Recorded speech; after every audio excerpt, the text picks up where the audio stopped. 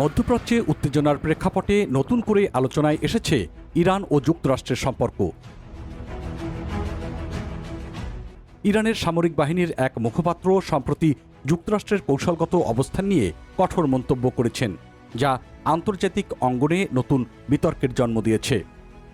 ইরানের সামরিক সদর দপ্তর খাতাম আল আনবিয়া কেন্দ্রীয় কমান্ডের মুখপাত্র ইব্রাহিম জুলফাগারি তার আগে রেকর্ড করা এক ভিডিও বার্তায় বলেছেন, যুক্তরাষ্ট্র যে কৌশলগত শক্তির কথা বলতো তা এখন কৌশলগত ব্যর্থতায় পরিণত হয়েছে।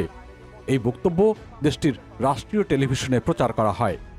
তিনি আরও দাবি করেছেন, একটি বৈশ্বিক পরাশক্তি হিসেবে যুক্তরাষ্ট্র যদি সক্ষম হতো তবে বর্তমান পরিস্থিতি থেকে সহজেই বেরিয়ে আসতে পারত।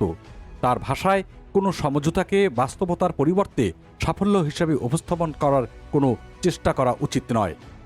এই মন্তব্য আন্তর্জাতিক কূটনৈতিক অঙ্গনে ব্যাপক আলোচনার জন্ম দিয়েছে।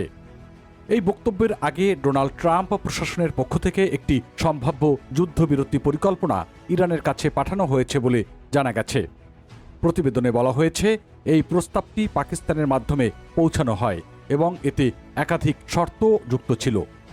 তবে ইরানের পক্ষ থেকে ইঙ্গিত দেওয়া হয়েছে যে তাদের শর্ত পূরণ না হওয়া পর্যন্ত কোনো পরিস্থিতি আগের অবস্থায় ফিরবে না। একই সঙ্গে তারা বলেছে, ইরানের বিরুদ্ধে কোনো ধরনের পদক্ষেপ নেয়ার চিন্তাভাবনা সম্পূর্ণভাবে বন্ধ না হওয়া পর্যন্ত উত্তেজনা অব্যাহত থাকতে পারে। আর আন্তর্জাতিক বিশ্লেষকরা মনে করছেন, এই ধরনের পাল্টাপাল্টি বক্তব্য মধ্যপ্রাচ্যের পরিস্থিতিকে আরও জটিল করে তুলতে পারে। বিশেষ করে কূটনৈতিক সমাধানের পথ কতটা উন্মুক্ত থাকবে তা নিয়ে অনিশ্চয়তা বাড়ছে। দ্য নিউ ইয়র্ক টাইমস এবং সিবিএস নিউজ সহ বিভিন্ন আন্তর্জাতিক সংবাদ মাধ্যমও এই ইস্যুতে চলমান উত্তেজনা ও সম্ভাব্য কূটনৈতিক প্রভাব নিয়ে প্রতিবেদন প্রকাশ করেছে। তাদের বিশ্লেষণে বলা হয়েছে, উভয় পক্ষের অবস্থান আরও কঠোর হলে আঞ্চলিক স্থিতিশীলতা ঝুঁকির মুখে পড়তে পারে।